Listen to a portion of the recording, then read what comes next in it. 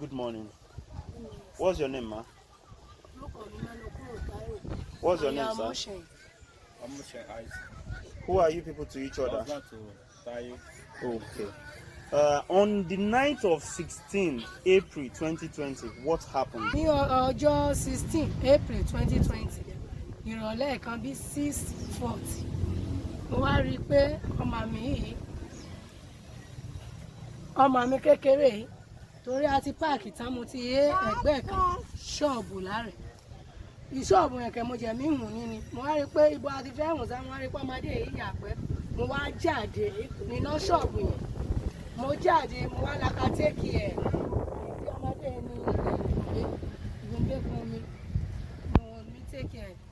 Ìgbọ̀ngbé mi téèkì ọmọdé sá, èèpẹ́ jù rẹ̀. Mo kà mí gbọ́ ògiri ògùn rẹ̀ ni. Ta ló sáré? Ọ̀gá mi àtàwọn boys kan. Ọ̀gá ẹ̀. Ọkọ mi. Sir, why did you run? On the 16th, ìgbà yẹn ọmọ mi tọ́lẹ̀tì nínú ọlẹ́bà ní ṣọ́ọ̀bù níbẹ̀. Àyà mi láti wá dá sí àti take care. Ó wá lọ lápọ́n mi nàgẹ̀. Mo wá jókòó ní ìta pé lílè wá wọlé ní ojú mi. Bọ̀ ṣe mo ti jókòó ń bẹ̀ èèpẹ́ sí mo kàrí mọ́tò yẹn ni. Mọ́tò ta ni? Mọ́tò àwọn levy. Kí ló ń kọ sí lára? Fast streak. Okay, I mean fast strike. Yeah. Okay. So, I'm going. Ìgbà yẹn mo sáré pé à ń tó ibẹ̀. The next thing, mo rí pásá àtọ̀ sílẹ̀ pẹ̀lú ìbọn. If you move, and shoot. Mo wá decide pé àyà mi sáwájà rẹ̀ mo bẹ́ ha dá sí ní apá kejì ní ìdásí ṣọ́ọ̀bù àyà mi níbẹ̀. But the next thing mo sáré ni pé if you shoot mo dá sí sá mo sáré pé àwọn ọmọ mi gan ti gba ihun ní ṣọ́ọ̀bù níbẹ̀. Àwọn méjì torí ìkan ẹkùn kan ti gbé la take care. Ìgbà àwọn méjì mo sáré pé àwọn the next mo rí àwọn alébi pé àwọn kà mí lé àwọn ọmọ méjì jáde. Àwọn ọmọ méjì ọ̀hún dà tó ń sùn ní ṣọ́ọ̀bù. Àwọn méjì rẹ̀. This is my first born.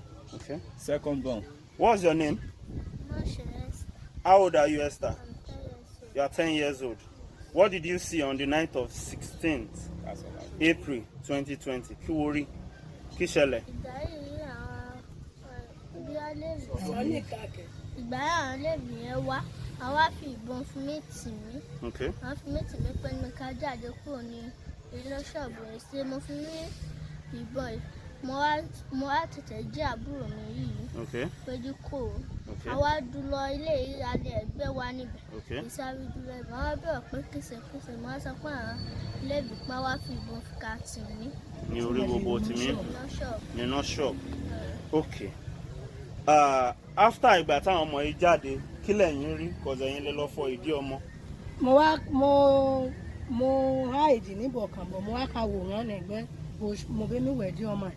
Ìbò ń bẹ́ mi wòrán kẹ̀, ìṣẹ́jú kan sá, máa gbójú wá mo kà gbọ́ put fire! Mo kà rí pé à ń múná ní ṣọ́ọ̀bù ni, ṣọ́ọ̀bù tèmi jó ń bá wá kéèlè ni.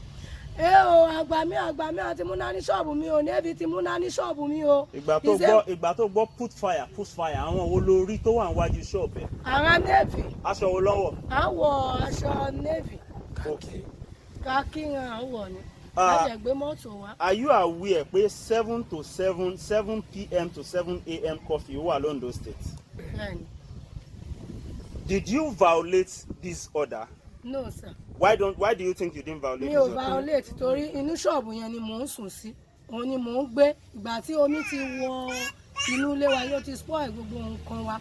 Ilé gansef kò jù sùn sí. Inú ṣọ́ọ̀bù ni mò ń gbé, òun ni mò ń sùn sí. Òun là ń lò èmi àtàwọn ọmọ. Have you make reports to the police station? Yes, sir.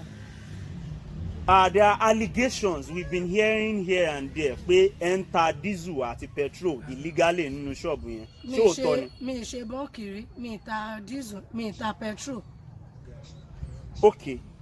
Since tó jẹ́ inú ṣọ́ọ̀bù yẹn lẹ ń gbé, ṣé ẹ ní any cooking appliances nínú ṣọ́ọ̀bù yẹn? Bẹ́ẹ̀ ni mo ní gas èyí tí mo fi ń ṣe nǹkan oúnjẹ fún àwọn ọmọ àti ọmọ lọ. Okay. Tá fi ń lọ ta. Okay.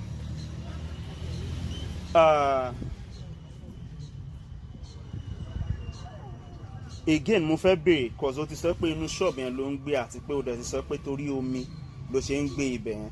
For how long ló ti ń gbé inú ṣọ́ọ̀bù yẹn? Àti last year ẹgbà òfò ti gbé yàrá wa yóò ti spoil dédé ilẹ̀ yàrá yìí. Kí ni àdírẹ́sì ṣọ́ọ̀bù yín mà? 104 ní 8 ní àdírẹ́sì bọ̀ ilé anẹ̀gbẹ́ rẹ̀ mo sọ gbọ́n mi lò àdírẹ́sì. 104. Kí ni àdírẹ́sì yẹn? I need the full address. 104 Okay. Omonira Street, Ilaje local government, Ondo State. Okay. So kí ló wá fẹ́ kí ìjọba ṣe sí ọ̀rọ̀ tó wà ńlẹ̀ yìí? Mo fẹ́ báyìí jí ìjọba ṣe ń mi torí mi máa mo ṣe wọn à Navy àwa àyàn mi jẹ ni mo fẹ́ jẹ́ àwọn ìjọba jẹ́ bá mi kóró jẹ́ àwọn assist mi jẹ́ bá mi gba ọ̀rọ̀ mi jà jẹ́ àbújá mi jà mi máa mo ṣe jẹ́ bá mi gba ẹ̀tọ́ mi mú mi náwó àwọn Navy àyè jẹ́ wá ṣe ṣọ́ọ̀bù yìí padà wọn mi yìí mo strong àti ṣe ṣọ́ọ̀bù yìí ni mo strong àti ṣe ṣọ́ọ̀bù mo kiri nílùú yìí ọ ní ẹ̀mà mi ní dédé Ìlàjẹ yìí dédé Ìgbọ́kọ̀dá yìí ìṣe mo ṣe mí hawk tí mo ṣe mí tìràkà àti jẹ àti mu tó níba méje ní assistance dédé ọmọ Ìlàjẹ pátápátá Ondo State àwọn orí politician ọba Ìlàjẹ mo bẹ̀rẹ̀ ni àjọ àbámigbà ẹ̀tọ́ mi náwó àwọn Navy yìí mẹ́ẹ̀mà àwọn àríyànbẹ́wájú ṣọ́ọ̀bù mi mo bẹ̀rẹ̀ ni já assist mi ṣọ́ọ̀bù mo jẹ̀bi mi leave ni mo fi mi take àwọn ọmọ àyè yìí ni mo fi mi rà aṣọ náírà ni àá fi jó dédé aṣọ mi àá fi jó dédé aṣọ ọmọ mi yan even though àti jẹ gan sef àmọ́ ilé lulẹ̀ báyìí àṣẹ mi mú mi ní ni bí mo sáà mi hù fi mi take ara mi díẹ̀ báyìí àti èyí ó ti ṣẹlẹ̀ yìí. Thank you very much.